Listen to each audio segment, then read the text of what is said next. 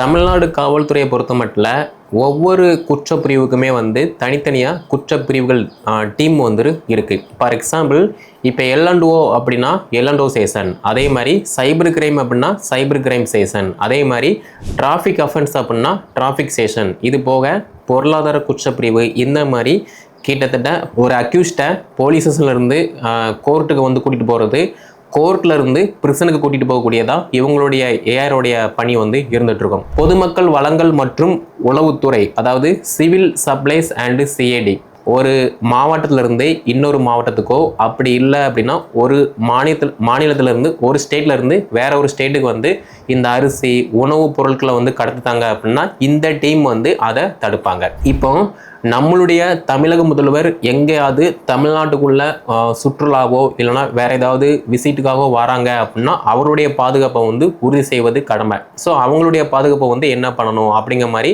எல்லாமே டீட்டெயிலாக இந்த டீம் உறுதிப்படுத்துவாங்க.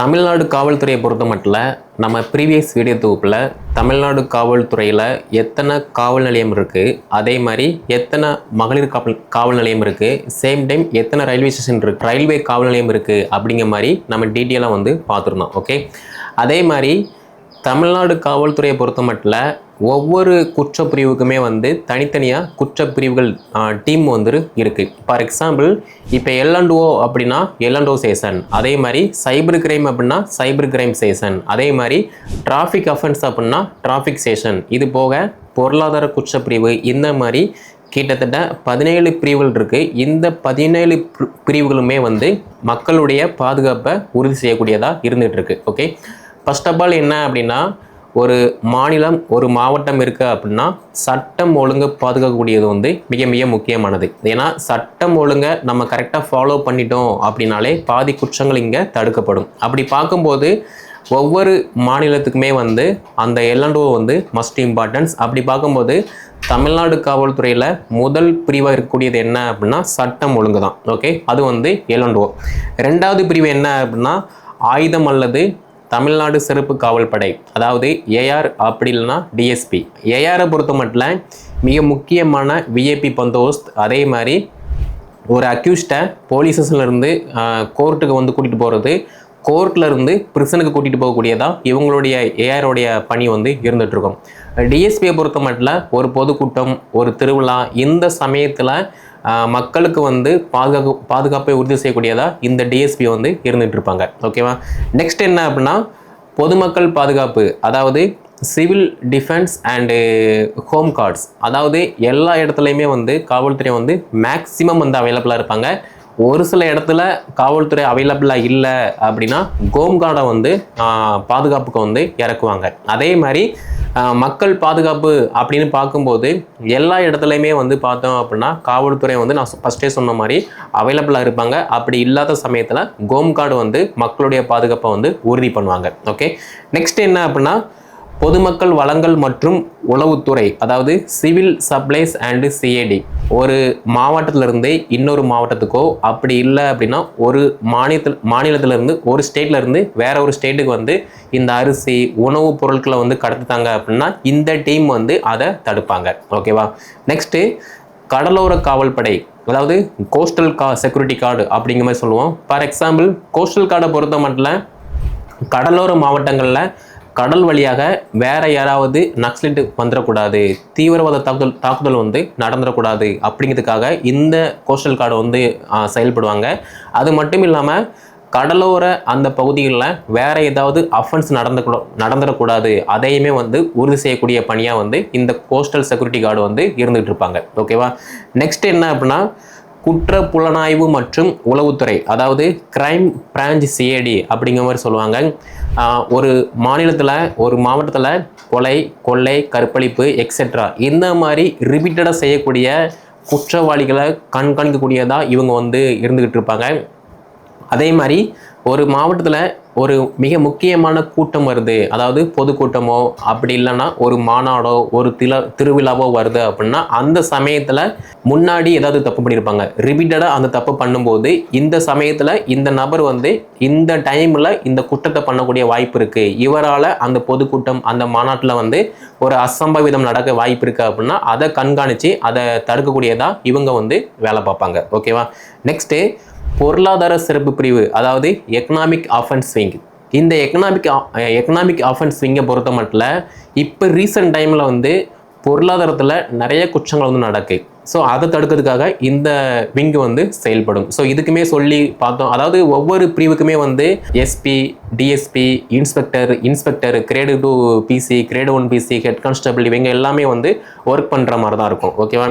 அடுத்து அந்த தமிழக ஆயுதப்படை மற்றும் ஆயுதப்பள்ளி, அதாவது கமாண்டோ அப்படிங்கிற மாதிரி சொல்லுவோம். நம்ம சிஎம் பந்தோஸ்துக்கு வந்து பார்த்தோம் அப்படின்னா இந்த கமாண்டோவை வந்து ஈடுபடுத்துவாங்க. அதுபோக ஒரு சில மிக முக்கியமான பொதுக்கூட்டங்கள், மாநாடு, திருவிழாக்கள் இந்த மாதிரி சமயத்துலையுமே இந்த கமாண்டோவை வந்து யூஸ் பண்ணுற மாதிரி இருக்கும். ஓகே, நெக்ஸ்ட்டு ரயில்வே காவல்துறை. ஸோ ரயில்வே காவல்துறையை பொறுத்த மட்டும் ரயில்வே ஸ்டேஷன் இருக்குது அப்படின்னா அந்த ரயில்வே ஸ்டேஷனில் தமிழ்நாடு சார்பாக தமிழ்நாடு போலீஸ் காவல் நிலையம் வந்து அவைலபிளாக இருக்கும், போலீஸ் ஸ்டேஷன் வந்து அவைலபிளாக இருக்கும். அவங்களுடைய வேலை என்ன அப்படின்னா ரயில்வே ஸ்டேஷனை சுற்றி ஒரு லிமிட் இருக்கும், அந்த லிமிட்டுக்குள்ளே பொதுமக்களுடைய அந்த பயணிகளுடைய பாதுகாப்பை வந்து உறுதி செய்வது. அதே மாதிரி ரயில்வே ஸ்டேஷனில் வேறு ஏதாவது அசம்பாவிதங்கள் நடக்காமல் மக்களுடைய பாதுகாப்பு உறுதி செய்யக்கூடியதாக இந்த ரயில்வே போலீஸ் ஸ்டேஷன் வந்து அவைலபிளாக இருக்கும். ஓகே, நெக்ஸ்ட் என்ன அப்படின்னா சமூக நீதி மற்றும் மனித உரிமைகள், அதாவது social justice and human rights. இதை பொறுத்த மட்டும் மக்களுடைய உரிமைகளை வந்து பாதுகாப்பு செய்வது, அதே மாதிரி நீதியை வந்து நிலைநாட்டக்கூடியதாக இந்த பிரிவினுடைய வேலையை வந்து இருந்துகிட்டு இருக்கோம். நெக்ஸ்ட் என்ன அப்படின்னா சிறப்பு பிரிவு உளவு மற்றும் பாதுகாப்பு, அதாவது special branch CID including security. இப்போ நம்மளுடைய தமிழக முதல்வர் எங்கேயாவது தமிழ்நாட்டுக்குள்ள சுற்றுலாவோ இல்லைனா வேற ஏதாவது விசிட்டுக்காகவோ வராங்க அப்படின்னா அவருடைய பாதுகாப்பை வந்து உறுதி செய்வது கடமை. ஸோ அவங்களுடைய பாதுகாப்பை வந்து என்ன பண்ணணும் அப்படிங்கிற மாதிரி எல்லாமே வந்து டீட்டெயிலாக இந்த டீம் வந்து உறுதிப்படுத்துவாங்க. நெக்ஸ்ட் என்ன அப்படின்னா குற்றப்பிரிவு, அதாவது நுண்ணறிவு இன்டெலிஜென்ட் டீம். இதை பொறுத்த மட்டும் தமிழ்நாடு காவல்துறையில் பணியாற்றக்கூடிய காவலர்கள், அதே மாதிரி பொதுமக்கள் யார் யார் என்ன பண்ணிட்டு இருக்காங்க அப்படிங்கிற மாதிரி எல்லாத்தையுமே இந்த இன்டெலிஜென்ட் டீம் வந்து கண்காணிச்சிட்டு இருப்பாங்க. ஓகேவா? நெக்ஸ்ட்டு போக்குவரத்து காவல் பிரிவு, அதாவது டிராஃபிக். இந்த டிராஃபிக்கை பொறுத்த மட்டும் சென்னை, கோயம்புத்தூர், திருச்சி, அப்புறம் திருநெல்வேலி இந்த மாதிரி சிட்டி சைடும் சரி, அதே மாதிரி ஒரு மாவட்டத்தில் பொதுமக்களுடைய போக்குவரத்துக்கு எந்த விதமான ஸ்ட்ரகிளுமே இல்லாமல் அந்த போக்குவரத்து சரி செய்யக்கூடியதாக இந்த போக்குவரத்து பிரிவு வந்து இயங்கிட்டு இருக்கும். இது மட்டும் இல்லாமல் வேறு ஏதாவது அசம்பாவிதங்கள் நடக்க அப்படின்னா அதையுமே வந்து தடுக்கக்கூடியதாக இந்த போக்குவரத்து பிரிவு வந்து இயங்கிக்கிட்டு இருக்கும். அதே மாதிரி முக்கியமான விஏபிஸ், அதே மாதிரி தமிழக முதல்வர் எங்கேயாவது விசிட் பாராங்க அப்படின்னா அவருடைய பாதுகாப்பு, அதே மாதிரி போக்குவரத்து சரி செய்யக்கூடியதாக இந்த டிராஃபிக் போலீஸ் வந்து அவைலபிளாக இருப்பாங்க. ஓகேவா? நெக்ஸ்ட்டு மதுவிலக்கு அமல் பிரிவு, அதாவது ப்ரொஹிபிஷன் என்ஃபோர்ஸ்மெண்ட் விங். இதனுடைய பணி என்ன அப்படின்னு பார்க்கோம் அப்படின்னா கள்ளச்சாராயம், அதே மாதிரி மதுவை வந்து வேற ஏதாவது தப்பான இதில் வந்து பயன்படுத்துறது. ஃபார் எக்ஸாம்பிள் இப்போ ஒரு இடத்துல வந்து பார்த்தீங்க அப்படின்னா கள்ளச்சாராயம் காய்ச்சி தப்பான ஒரு இதை யூஸ் பண்ணி நிறையா மக்கள் வந்து இறந்து போயிட்டாங்க. அதே மாதிரி மதுவை வந்து பார்த்தீங்கன்னா ஒரு இடத்துல இருந்து இன்னொரு இடத்துக்கு வந்து கடத்துறது. ஃபார் எக்ஸாம்பிள் பாண்டிச்சேரியிலேருந்து இப்போ தமிழ்நாட்டுக்கு வந்து கொண்டு வரது, தமிழ்நாட்டிலேருந்து வேறு ஏதாவது ஸ்டேட்டுக்கு வந்து கொண்டு போகிறது, இந்த மாதிரி தப்பான விஷயங்களை செய்யும்போது இந்த டீம் வந்து அதை அறவே வந்து ஒழிப்பாங்க. ஓகே, நெக்ஸ்ட் என்ன அப்படின்னா குடிமையல் பாதுகாப்பு பிரிவு, அதாவது ப்ரொடெக்ஷன் அண்டு சிவில் ரைட்ஸ். இவங்க வந்து பார்த்தீங்க அப்படின்னா மக்களுடைய உரிமைகள், பாதுகாப்பு, நீதி இது எல்லாத்தையுமே வந்து பாதுகாக்கக்கூடிய ஒரு பணியாக வந்து இவங்களுடைய பணி வந்து இருந்துகிட்டு இருக்கும். நெக்ஸ்ட்டு பயிற்சி பிரிவு. ஸோ ட்ரைனிங் பயிற்சி பிரிவை பொறுத்த மட்டும் இப்போ டிஎன்விஎஸ்ஆர்பி நடத்தக்கூடிய கிரேடு 2 பிசி, எஸ்ஐ எக்ஸாம், அதே மாதிரி fingerprint SI, technical SI, TNPC நடத்தக்கூடிய குர்ஃபோனில் டிஎஸ்பி, இவங்க எல்லாத்துக்குமே வந்து ட்ரைனிங் வந்து இருக்கக்கூடிய பிஆர்எஸ், அதே மாதிரி கூடவாஞ்சேரியில் இருக்கக்கூடிய எஸ்ஐ டிஎஸ்பி பயிற்சி பள்ளி, இதில் வந்து என்ன பண்ணணும் அப்படிங்கிற மாதிரி எல்லா பணிகளுமே மேற்கொள்ளக்கூடியதாக இந்த ட்ரைனிங் டீம் வந்து இருந்துகிட்டு இருப்பாங்க. ஓகேவா? நெக்ஸ்ட் என்ன அப்படின்னா இணையதள குற்றப்பிரிவு, சைபர் கிரைமை பொறுத்த மட்டும் ஒரு 5 வருஷம் 10 வருஷத்துக்கு முன்னக்கூட்டி சைபர் கிரைம் அஃபென்ஸ் வந்து ரொம்ப கம்மியாக இருந்துச்சு. பட் இப்போ 2025ல் சைபர் கிரைம் வந்து நிறைய நடந்துட்டு இருக்கு. அப்போ அது தடுக்கக்கூடியதாக இந்த சைபர் கிரைம் வந்து கண்காணிச்சிட்டு இருப்பாங்க. அப்போ தமிழ்நாடு காவல்துறையை பொறுத்த மட்டும் மக்களுடைய பாதுகாப்பை ஒவ்வொரு நாளுமே ஒவ்வொரு மணி நேரமும் பாதுகாப்பை உறுதி செய்யக்கூடியதாக தமிழ்நாடு காவல்துறை வந்து இயங்கிக்கிட்டு இருக்கு. இதை பொறுத்த மட்டும் ஒவ்வொரு பிரிவுக்குமே வந்து SP, DSP, inspector, sub inspector, head constable, grade 1 PC, grade 2 PC இது மட்டும் இல்லாமல் பல காவலர்கள் வந்து பணியாற்றிட்டு இருப்பாங்க. ஃபார் எக்ஸாம்பிள், ஒரு ஸ்டேட்ல இருந்து இன்னொரு ஸ்டேட்டுக்கு நம்ம போகிறோம் அப்படின்னா அதனுடைய பாதுகாப்பையுமே வந்து உறுதிப்படுத்துவாங்க. ரயில்வே ஸ்டேஷன், ஏர்போர்ட்டு, அப்புறம் பஸ் ஸ்டாண்டு, இந்த மாதிரி பொதுமக்கள் எங்கெல்லாம் கொடுத்தாங்களோ அந்த இடத்துல எல்லாத்தையுமே வந்து போலீஸ் வந்து மக்களுடைய பாதுகாப்பை உறுதி பண்ணுவாங்க.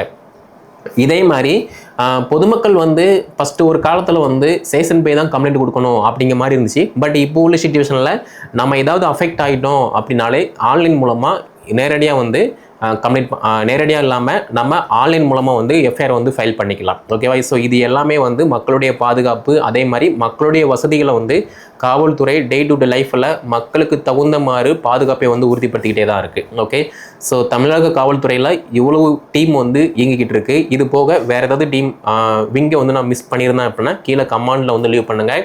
ஸோ இதில் வேறு ஏதாவது டவுட் அப்படின்னா கீழே கமாண்டில் வந்து லீவ் பண்ணீங்க அப்படின்னா அதுக்கு தகுந்த விளக்கம் வந்து பதிவேற்றம் செய்யப்படும்.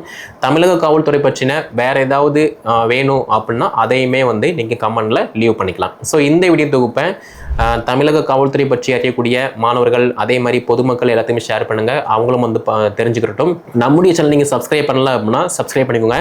அடுத்த வீடியோ தொகுப்பில் தமிழ்நாடு காவல்துறையில் வந்து எப்போ டாக் ஸ்குவாட் வந்து கொண்டு வந்தாங்க, பாம்பு ஸ்குவாட் வந்து எப்போ கொண்டு வந்தாங்க, ஃபிங்கர் பிரிண்ட் வந்து எப்போ கொண்டு வந்தாங்க, அதனுடைய பணிகள் என்ன அப்படிங்கிற மாதிரி டீட்டெயிலாக வந்து அடுத்த வீடியோ தொகுப்பில் நம்ம பார்க்கலாம்.